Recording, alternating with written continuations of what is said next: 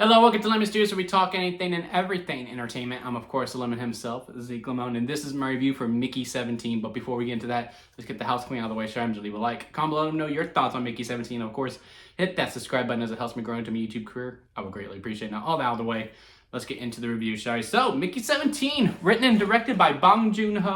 And like most people, I got onto his work from Parasite. I know he's done other movies before, but that was the movie that got me more interested in him. And was also the movie that got me into foreign films as well. You know, I used to be one of those guys that was just like, ooh, I have to read while I watch. I'd rather read a book. And I'm just going to skip out on it. But man, Parasite was just a phenomenal movie to me. And again, it has broadened my horizon. That, you know, like he said in his Oscar speech, once you get over the sense to read, you uncover a whole other meaning of films that you just did not know existed. And it's true. And I have watched a good chunk of his work and other foreign films as well. So I was really, really looking forward to this, especially with him being paired with Robert Pattinson, who I just think is one of the greatest actors working today. I think it's criminal that he has yet to be nominated for an Oscar. I don't know if he'll get it here due to when this was released. It's released a little too early for that. I think if we could have probably pushed this to November. We'll see how the landscape is when we get to it. But, you know, it's possible. It is possible. I mean, look at Anora. But he did an absolutely phenomenal job in this movie. Both Bong Joon-ho and Robert Pattinson. What I really liked about his work in this movie is that you could really tell the difference between the Mickeys.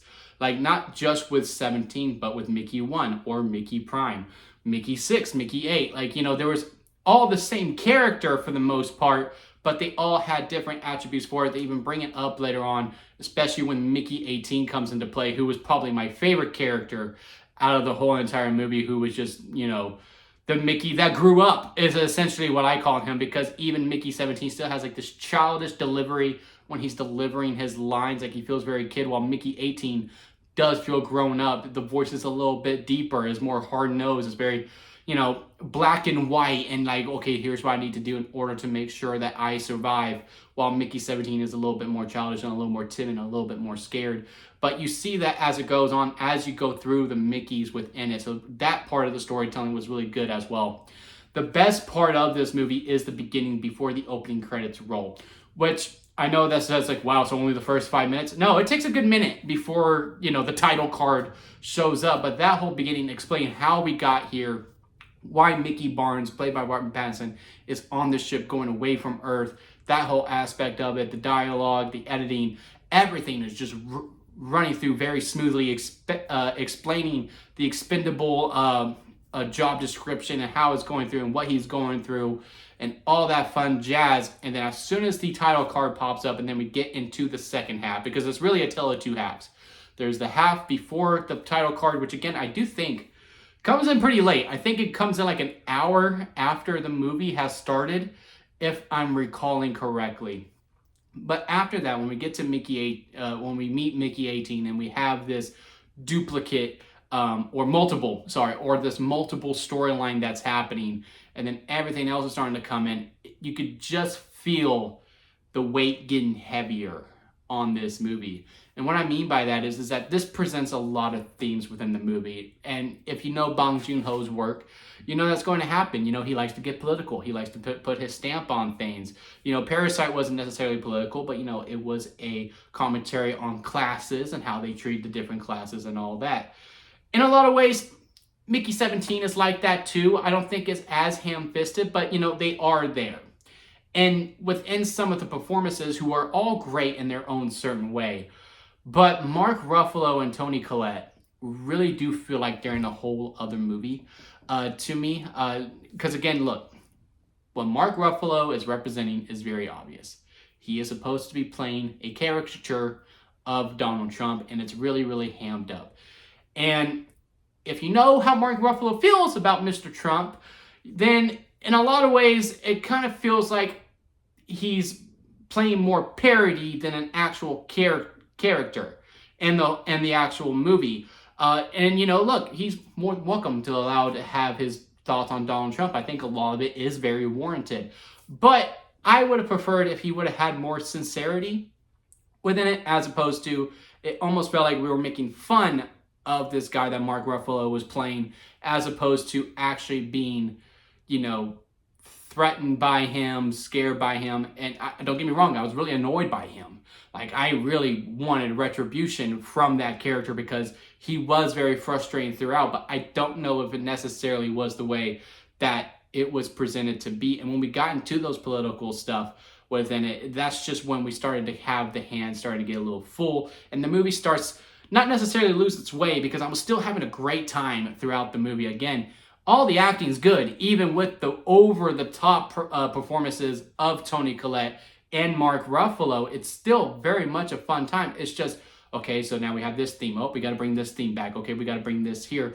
Well, I'm just like, you should have cut some of these motives and just focus in on one, maybe two of them, because there's a lot of things being presented within this movie. You know, like, if you're like me, who's just a normal working class guy where you do feel like you're working to your death, Mickey 17 is definitely a metaphor for that we probably could just really glued in on, and how, you know, how upper management really takes advantage of those people and like really toys with them like monkeys.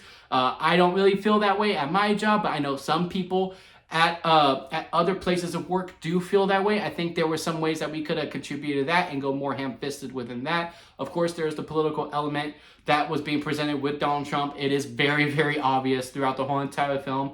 Maybe we cut back on that stuff and just really focus in on that. There's also this whole climate thing, you know.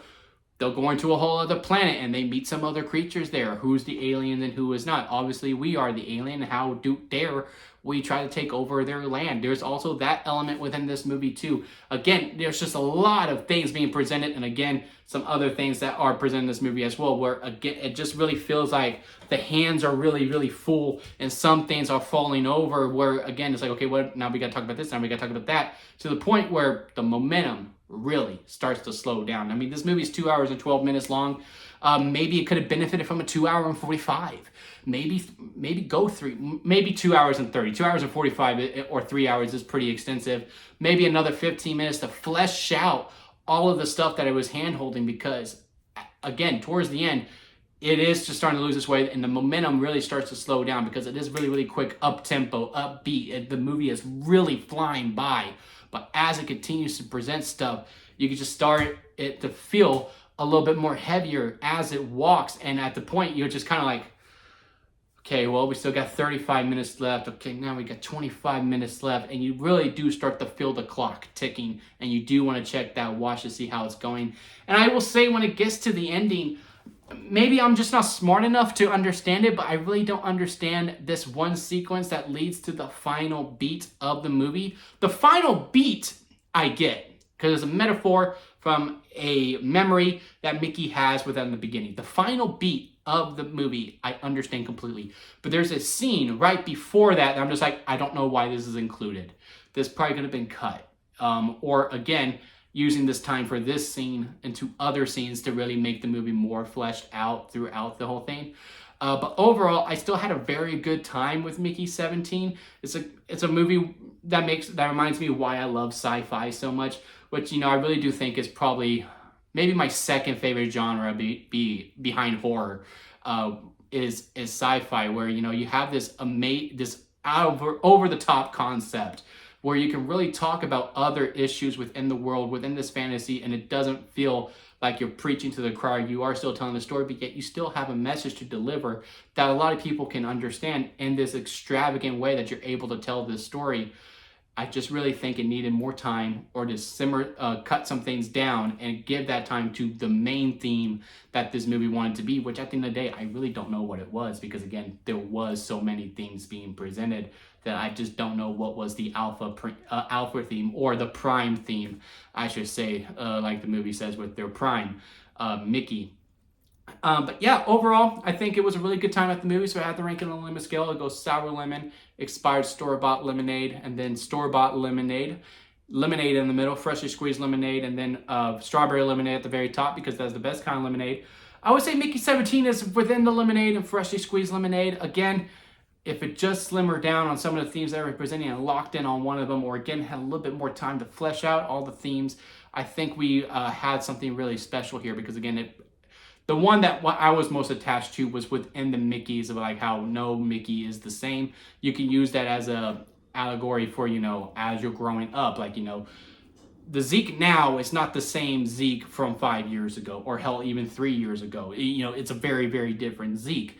And I think that if we would have locked in on that more of, because again, Mickey 18, Mickey 17 are so different, I think maybe this movie could have been more of a home run. But yeah, it settles with a double, could have been a triple if the outfielder dropped it, type of story for me personally. Again, Lemonade, Flirting and Freshly Squeezed Lemonade just had a little bit more problems to not give it that extra rating. But yeah, let me know what y'all think about it down in the comment section. Leave a like if you made it this far within the review. I do greatly appreciate it. And hit that subscribe button as we have more content heading your way very shortly. And until next time, guys, I'll see you here at Lemon Studios.